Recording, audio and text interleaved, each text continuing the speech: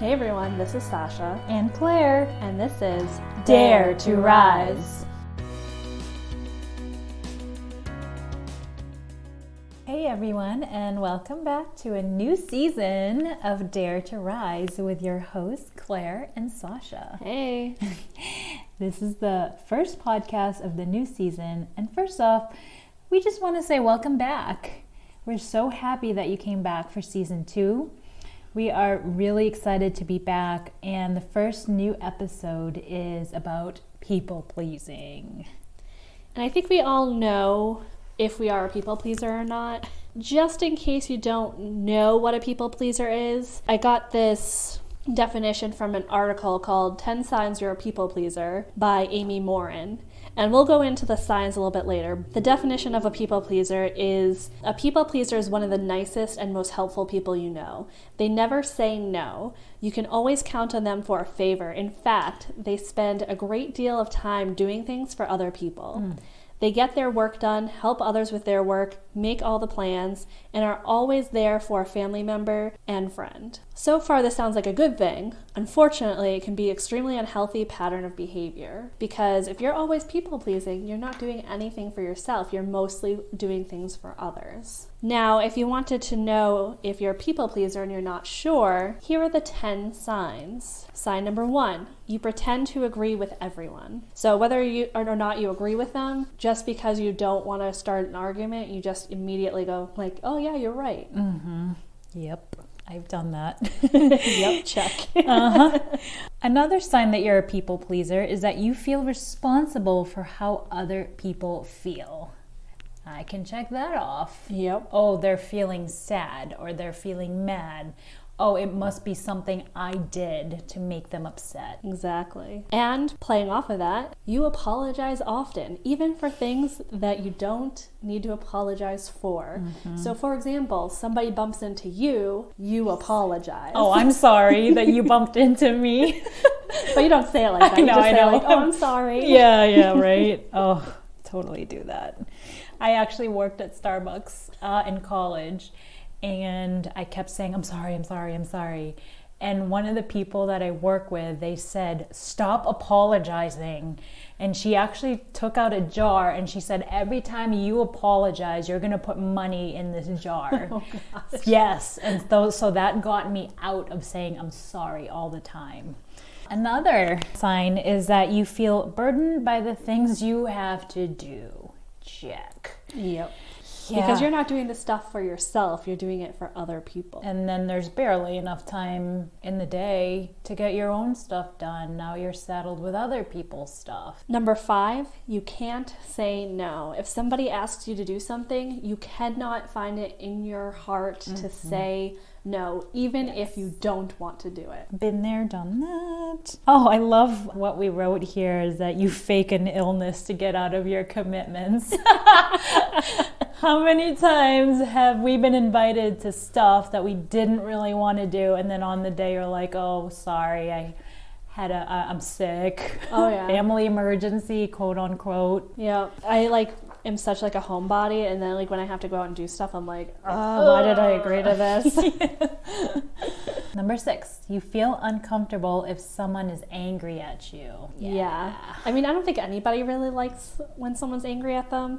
But I think for a people pleaser, you want the other person to be happy. So if they're angry at you, that's like inner turmoil. Mm-hmm. Oh, that kind of plays on to the you feel responsible for how other people feel. Yeah. Number 7, you act like the people around you.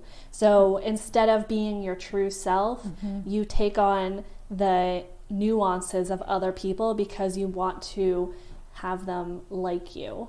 Yeah, you start copying what they say and how they act, and then before long you're like, you don't even know who you are anymore. Oh, did that for years. And you need praise to feel good.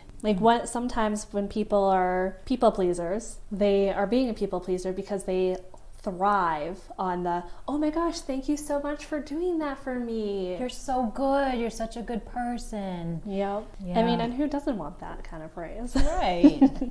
Maybe that's why we do the people-pleasing things. Mm-hmm. that's something to think about. You go to great lengths to avoid conflict. Oh, yes. I think this kind of goes a little bit with the you can't say no, because you are trying to avoid conflict with somebody being upset with you because you said no.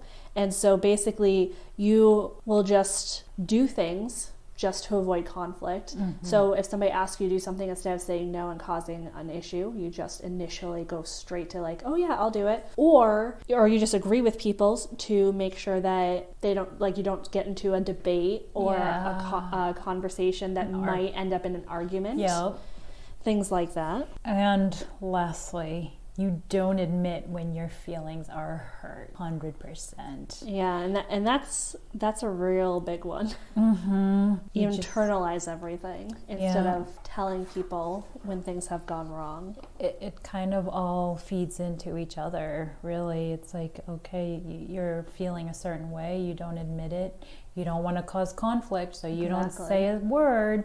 And you always say yes because you don't want to hurt other people. And you, at the end of the day, it sounds to me like you're putting yourself last. Yep.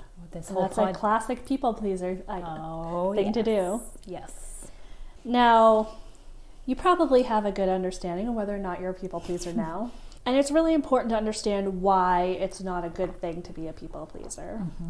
And people pleasing, I found this article from Psychology Today, link it in the description. Are you a people pleaser? From Sherry Pagodo, PhD. And in it, she talks about how being a people pleaser can lead to neglecting yourself, passive aggression or resentment, reducing the ability to enjoy other people and activities, and stress and depression. So neglecting yourself, number one, because the whole idea of a people pleaser is you're putting everybody else before yourself. Passive aggression or resentment comes from when you've given all you can give and then you are angry and upset. Stems back to you feel burdened by the things you have to do. So say for example you do the dishes every night for your spouse, and then you feel resentment that you have to do the dishes every night and they're not doing it. So then you start slamming things and arguing about little things. Yeah. Because you're like, I'm doing the dishes every night. Why don't you do the dishes once in a while to help out? And then reducing the ability to enjoy other people and activities, then you start to not want to hang out with that person who aggravated you. Instead of having a conversation about why they aggravated you and potentially fixing the situation, you just avoid it altogether. Ties into avoiding conflicts. Yep. And stress and depression, if you are giving yourself to everybody and you're not doing anything for yourself, you start neglecting yourself, you start showing those passive aggressive situations, you aren't enjoying other people, you're doing all these things for other people, it's going to be stressful. And then when something goes wrong, you start blaming yourself, and then you start to internalize that because you're not telling people how you feel. You don't admit when your feelings are hurt. And you avoid conflict. And so everything just internalizes, and that stress mounts, and then you bigger. start attacking yourself. It gets so big I know for me, I had like a popping point where I just didn't give a fuck anymore about anyone or anything, and that's not a good place to be. No, not at all. And it's the depression, definitely I can relate to that, because then, if you're, first of all, the one thing that we preach here a lot is, you can't serve from an empty cup. Right? So if we're constantly giving and giving and giving to so many other people, not us first, we're not serving them at all. Like, we're giving from an empty cup. You can't give from an empty cup. Yeah, you can't fill someone else's cup if there's nothing in your cup. Right. And then you get to that point where it's just buried so deep. And then you're wondering, it's like, how did I even get here? Well, it's awful. Yeah, and then you lose yourself, you lose your identity, and there's so much depression and sadness and anxiety out there. And I think we all have probably some different but also very similar reasons why we are people pleasers. I think that from an early age, you learn whether or not you should be a people pleaser or not. If your parents express a lot of disappointment in you, you then want to please them, and then you start seeing and learning like, oh, if I did this and then they're praising me, okay, I like that praise, I want to keep that going, so I'm going to do things for them, for my family, and then eventually my friends, to make sure that my friends like me, and instead of showing my true self, I'm just going to do things that make everybody like me. Instead of liking me for me, they're just liking what I'm showing them. Yeah, it's that external validation. In the Four Agreements, Don Miguel Ruiz talks about how we are conditioned at an early childhood that when you do things, you're bad, you are bad. And if you do this, you are good. And then that's where we get this false idea that you have to do things and behave a certain way in order to be good or in order to be accepted and liked. And that couldn't be furthest from the truth. Yeah. I mean, I'd have to say that even when I look at myself today, I can still see that I'm a people pleaser. I've done a lot of work to kind of get away from that. But it's really interesting because I've noticed that I'm different when I'm around different people. And it depends, because like some people that I'm around, their humor is different. And so I always make sure that I go outside of that box when it comes to like jokes. I'm not going to like go outside and say something that could potentially be, in their eyes, not a funny joke. So when I first started at my current job, I was very, very quiet. And I'm always like that in a new environment because I'm observing how everyone interacts with each other. How do these people act? How do they interact with each other? What do they say to each other? So I can learn what kind of jokes are okay. Yeah. And I think some of these things stem back to maybe some of my childhood experiences, but I think one of the main things was when I was in college. There was a joke where it was like, after everything anybody said, it was like, oh, your mama does that. And it was just a joke that like me and one of my friends did. That's hilarious. And it just got in such a habit that like it'd be like, oh, I'm cold, your mama's cold, and it was just like it was just like a funny joke. And I got in such a habit of actually saying that that there's this one time when I was in college, first starting to learn or trying to make friends, and I was in this room, but we were playing a board game, and this person was like, oh, this board game is huge. And I was like, your mama is huge. And then he looked at me with a straight face and said, my mom is dead. Oh, and no. I instantly felt such guilt, so embarrassed. Oh my God. And the guy was joking. But he did it so straight-faced, I completely believed him. And I was like, oh my God, I'm so sorry. I didn't mean it that way. It's just a thing that me and my friend did. And then he ended up telling me he was joking. But that day I stopped saying that joke. I felt such a guilt. I could not actually do that.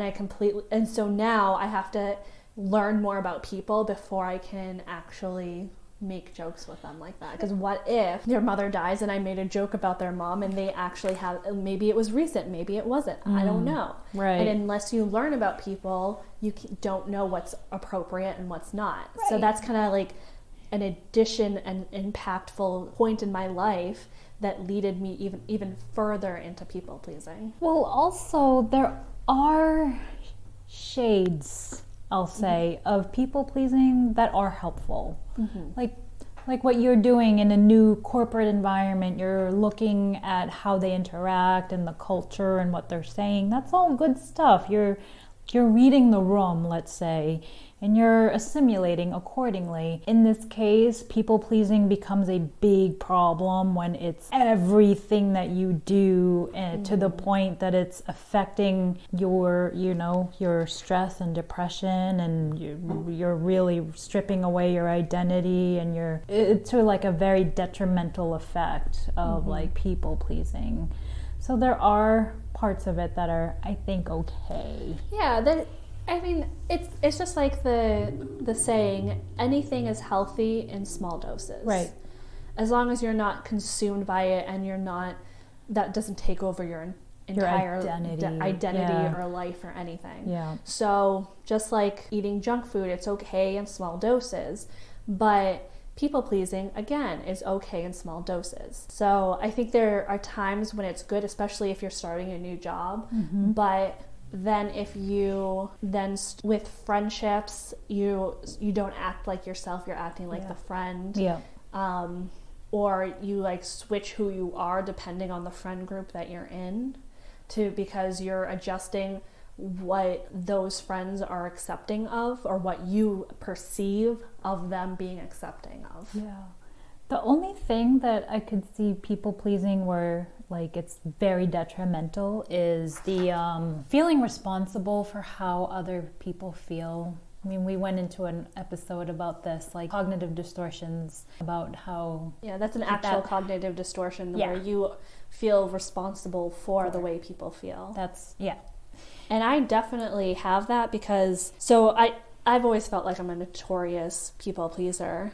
And... When you're a people pleaser, you feel like you have to be there and you have to solve everybody's problems. And sometimes you can't. No. It really comes from them. It has to. And there's no other way. And that's the only way they're going to make the changes in their life is when they realize, wow, I don't want to feel like this anymore. I know you and I hit that bottom where we were like, I can't do this anymore and I want to change. There has to be something better.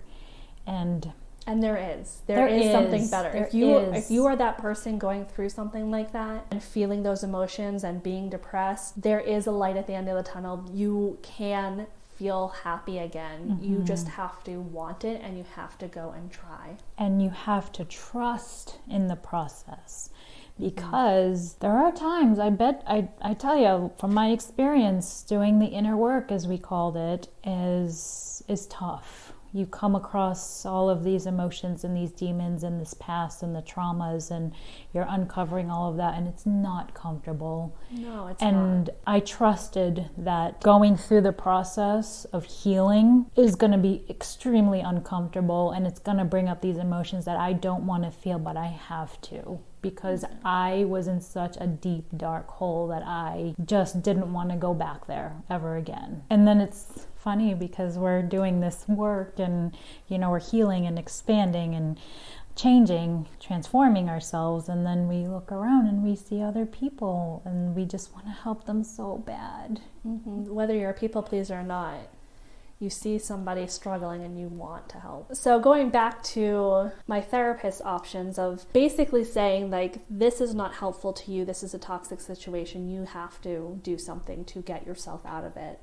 And as much as I wanted to be there for that person, I was not in a place where I could be, and that's okay. A mindset that you have to do, like I actually have done a lot of work to not be a people pleaser.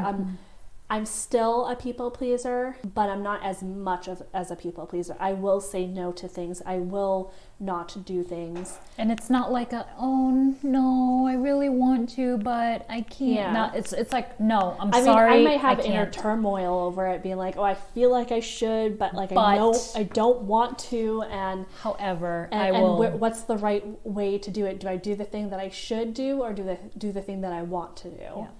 And it's not like a weak no, I'll say it. It's like, I'm sorry, I can't. Yes. And you own it, and you're just like, because when people feel like you're kind of teetering on that edge, they'll try to manipulate you into saying yes. So. Or they'll be like, what, you don't want to? They like to go that approach too. Oh. Which I guess in its way is like them trying to convince you to do it and guilt you into doing it. Which guilting a people pleaser into something is so easy. Bad. Because I was guilted into lots of things throughout my life. Same. But I did see this article once, and I don't know what the article was, but I found the quote on Twitter, and I'll link it below. But there's this Diddy quote that he posted on Twitter that I think is like what the mantra for a people pleaser should be to help them improve and not be a people pleaser so often. And the quote from Diddy goes, "If it ain't making me money, making me better, or making me happy, I ain't making time for it. Amen. So when I saw that article, I was just like, a quote from Diddy, okay? And I was just like, oh my God, this is such a good quote. Like, it just encompasses everything. Yeah. Like when you think about like a situation you're in and you ask yourself, like, is it making me money? Is it making me better? Is it making me happy? Oh, no, and no. Okay, then it's a no. Yeah. And it just has to be one of these things. It doesn't have to check all three boxes. If it's making you money, great. Wonderful. Go for it. If it's making you better, great, go for it. If it's making you happy, then you even better. Easy answer. Yes. Go for it. Yes.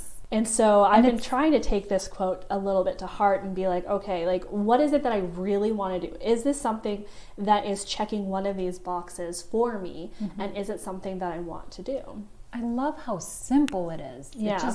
It's so simple. It's like, wow, I don't have to sit here with this inner turmoil and analyze the situation. It's just like, it's so clear. And I love that. I'm going to apply this too. I think all people pleasers need to hear that quote so that they can be like, okay, that's a really easy way for me to determine whether or not I should do something or not. Yes. Should I say yes to this person or not? And just go through those steps. Yeah. Easy peasy.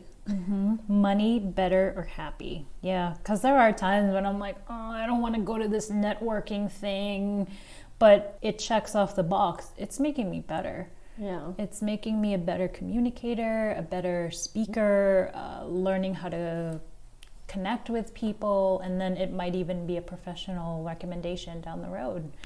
Exactly. We were going through the whole people-pleasing scenarios, and what I found is, like, I know this is true for me, but what I found when I was very deep into like my people-pleasing techniques and way of life, I was doing it for very selfish reasons. Like, you think like someone who's a people pleaser is so selfless and they're like, oh, they're so helpful and they really want to do so much for me, but then it's like, I know for me, I was doing stuff for people because I wanted them to do stuff for me. Oh yeah. For example, I drove a friend to the airport, and then I was like, in my mind, I was like, oh well, I drove them to the airport, so I need someone to drive me to the airport in a few months when I go on my trip, so they should drive me to the airport too. And sometimes you're doing that without even realizing it. Like you might be like, oh, I'm generally doing this nice thing for this person,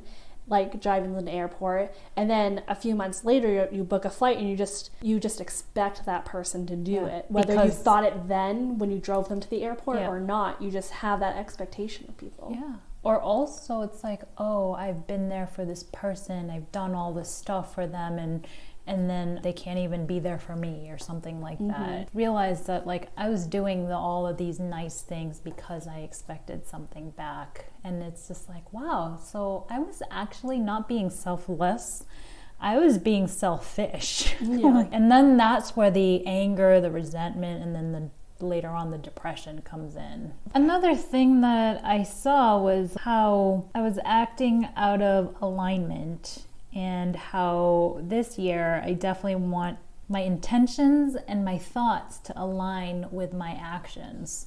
So going back to Diddy's quote, it goes in my intentions and where I want to be and how I want to be. I want that to align with what I actually do. So I know as a people pleaser, if someone's asking me to do something that I don't want to do, I ask myself, my answer to all of this stuff, it has to doing something has to be like a deep and resounding hell yeah. And if not? And that's how I keep my tendencies at bay. And if it's not a hell yes, then I say no. And I think also something that is helpful too is that saying yes to something means saying no to something else. And you have to be okay with what you're saying no to in order to say yes to that other thing. So If, for example, you have your kid's soccer game, but then somebody asks you to do something at the same time and you have to choose between going to the soccer game or doing this favor for that person, you have to be okay with not going to your kid's soccer game and instead doing that thing for that person. And if you're not okay with missing your kid's soccer game, then the answer should be no. Yeah. Yeah, it's like using discernment. It's like, okay, it's analyzing it and just being like, okay, what are the repercussions of saying yes to this one thing and no to this other thing? And how is that going to impact and affect my relationship with my kid? For example, if I say no to my kid's soccer game, what if my kid looks out in the stand and doesn't find me there? How is that going to affect my kid? Am I okay with how my kid is going to react to me not being there for his soccer game? Exactly. And it could be even the same in business. Like you have two opportunities in front of you and you have to choose one to say yes to, and you have to be okay with losing the other opportunity. Yeah. Our dare for this episode is we want you to think about, when was the last time that you said yes to something but really wanted to say no to? Reflect on the reasons why you said yes. Were you doing it out of because you needed something down the road? Were you avoiding conflict? Any of the previous examples that we talked about. Our dare for this episode is, when was the last time you said yes to something when you really wanted to say no to it? Reflect on the reasons why you said yes. Were you expecting something in return for agreeing? Were you avoiding conflict? Think about that. Why did you want to say no? And then next time that you want to say no, review those questions.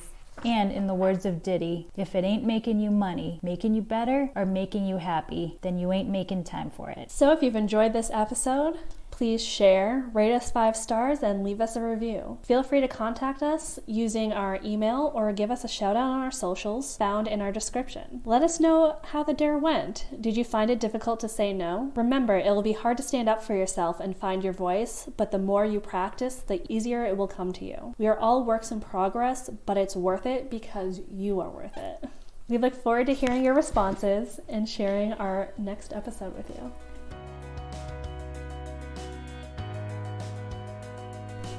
Just remember that fear is a 4-letter word that can stand for forget everything and run, or face everything and rise. We dare you to rise.